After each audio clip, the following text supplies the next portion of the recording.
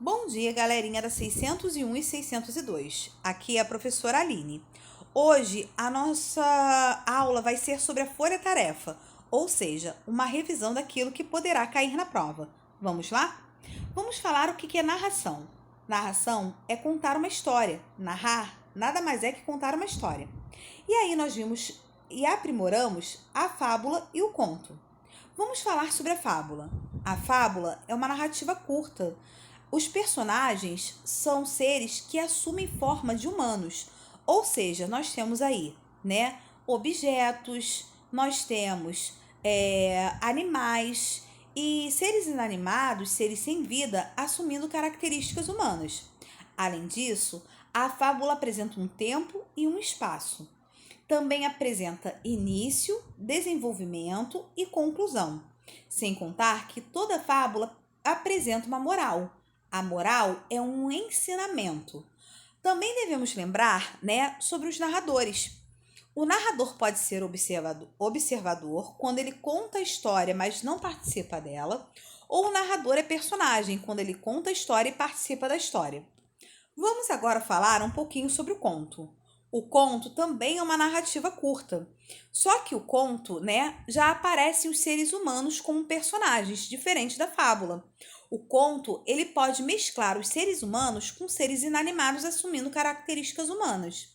Além disso, o conto apresenta início, desenvolvimento e fim. No desenvolvimento, gente, ele pode apresentar a complicação, que é o problema, e também, gente, vem o clímax, que é o momento auge, né? O conto também possui tempo e espaço. Só que muitas das vezes o espaço do conto pode ser maior do que o espaço da fábula. Também, gente, temos narradores, observadores ou personagens. Vamos para o nosso texto 1. Fábula da Estrela do Mar. Todos os dias de manhã, um castor chamado Castro, que era escritor, e passeava numa praia muito calma em busca da sua inspiração diária para continuar a escrever o seu livro. Um dia, ao caminhar pela areia, o escritor viu ao longe um gato a correr entre a água e a areia seca. Ao chegar mais perto, viu que o gato estava pegando as estrelas do mar que se encontravam na areia e levando-as novamente para o mar. Bom dia, disse o gato sorrindo e sem parar o que estava fazendo. Olá, por que você está fazendo isso? Perguntou o escritor. Como a maré está baixa e o sol forte, as estrelas do mar vão secar e morrer antes que a maré suba de novo, disse o jovem gato. O escritor olhou novamente para o menino, sorriu e disse: Acho muito bonito o que você está fazendo, só que existem milhares de quilômetros de praia por todo o mundo. Ou seja, milhões de estrelas do mar devem estar agora mesmo a secar na areia por todas essas praias. Você tem tanto trabalho e que diferença faz salvar algumas se outros milhões vão morrer? O gato agarrou em mais uma estrela do mar, levou até a água, olhou para o escritor e disse: Para esta estrela do mar, eu já fiz a diferença. O escritor não conseguiu fazer mais nada durante o dia inteiro. Mal conseguiu dormir e sentiu-se bastante triste. No dia seguinte, como habitual, o escritor foi dar o seu passeio matinal à praia, mas desta vez passou toda a manhã ajudando o gato a devolver as estrelas do mar ao oceano. Versão adaptada, né? Ou seja, eu alterei algumas coisas. Número 1. Identifique quem narra a história. Ou seja, gente, quem é que conta a história? Um narrador personagem, ou seja, ele conta a história e participa dela. Um narrador observador, ou seja, ele conta a história, mas não participa dela. Quem conta a história é o jovem escritor? Ou é o menino? Ou uma linda moça? E aí vocês vão marcar a alternativa e à tarde tem o tira dúvidas. Número 2. De acordo com o texto, o escritor tinha o hábito de passear em uma praia calma nas manhãs. Por quê? Gente, o que ele buscava nas praias, né? E aí vocês vão ler aí as questões A, B, C, D e E e vão me dizer o que ele buscava na praia. Se vocês voltarem ao texto, né, vocês vão perceber o que ele buscava. E aí, logo no primeiro parágrafo, vocês podem perceber isso, que ele buscava alguma coisa muito, muito especial. Vamos para a questão de número 3.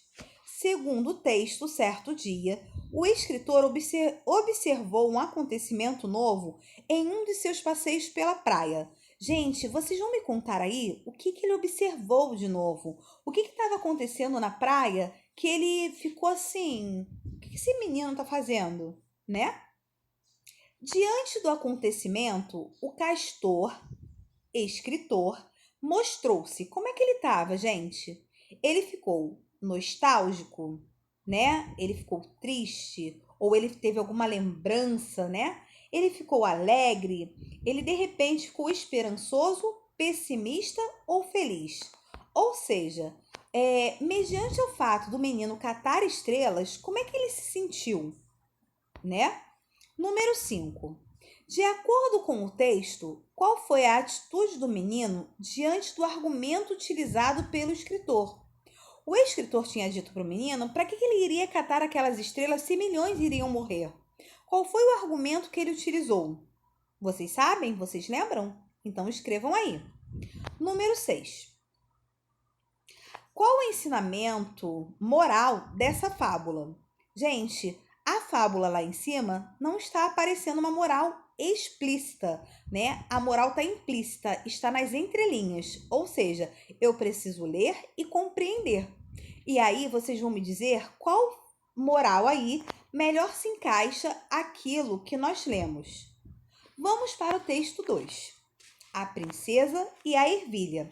Nós lemos uma fábula, agora nós vamos ler um conto, que é o tempo do Era Uma Vez. Lembra que eu falei isso com vocês? Vamos lá. Era uma vez um príncipe que queria se casar com uma princesa, mas uma princesa de verdade, de sangue real mesmo.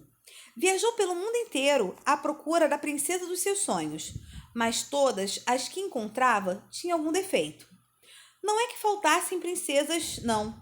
Havia de sobra, mas a dificuldade era saber se realmente era de sangue real. E o príncipe retornou ao castelo muito triste e desiludido, pois queria muito casar com uma princesa de verdade.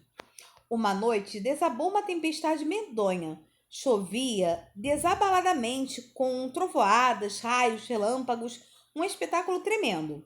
De repente, bateram à porta do castelo. O rei em pessoa foi atender, pois os criados estavam ocupados enxugando as salas cujas janelas foram abertas pela tempestade. Era uma moça que dizia ser uma princesa, mas estava encharcada de tal maneira, os cabelos escorrendo, as roupas grudadas ao corpo, os sapatos quase desmanchando, que era difícil acreditar que fosse realmente uma princesa. A moça tanto afirmou que era uma princesa que a rainha pensou numa forma de se provar se o que ela dizia era verdade. Ordenou que sua criada de confiança empilhasse 20 colchões no quarto de hóspedes e colocou sob eles, ou seja, embaixo deles, né, uma ervilha. Aquela seria a cama da princesa. A moça estranhou a altura da cama, mas conseguiu, com a ajuda de uma escada, se deitar. No dia seguinte, a rainha perguntou como ela havia dormindo. Oh, não consegui dormir, respondeu a moça. Havia algo duro na minha cama e me deixou até manchas roxas no corpo. O rei, a rainha e o príncipe se olharam com surpresa. A moça era realmente uma princesa. Só mesmo a princesa verdadeira teria pele sensível para sentir um grão de ervilha sob 20 colchões. O príncipe casou com a princesa, feliz da vida, e a ervilha foi enviada para um museu e ainda deve estar por lá. Acredite se quiser, mas esta história realmente aconteceu. Gente, primeiro, né, nós temos aí um conto maravilhoso em que nós temos, né, a princesa, o príncipe, né, a mãe do príncipe, a rainha, o rei, né, e nós temos aí os criados também, né? Nós temos personagens, a personagem protagonista, que é a princesa, nós não temos o vilão, mas nós temos os personagens secundários que ajudam a história a acontecer. E aí nós temos um problema. Qual é o problema? O rei, ele quer encontrar uma moça para casar.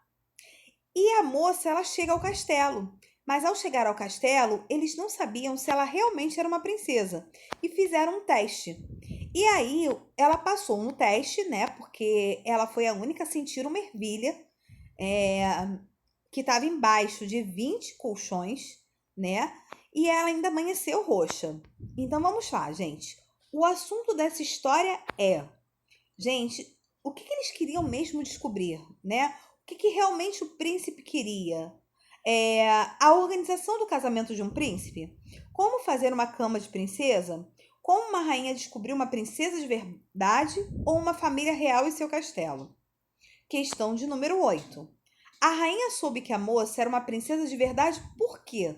O que aconteceu que mostrou à rainha que ela era uma princesa de verdade? Questão de número 9. O gênero desse texto é... Gente, acabei de falar antes, né? Espero que vocês tenham lembrado. Número 10. Qual o tempo nesse texto? Lembrando, né, que eu também já farei essa questão. Qual é o tipo de narrador? Quais são os personagens desse conto, na número 12? E qual é a moral desse texto? Porque o conto, gente, ele também pode apresentar um ensinamento. E esse ensinamento foi qual? Me digam, o que vocês entenderam? Então é isso, galera. Um beijo no coração de vocês e até a próxima.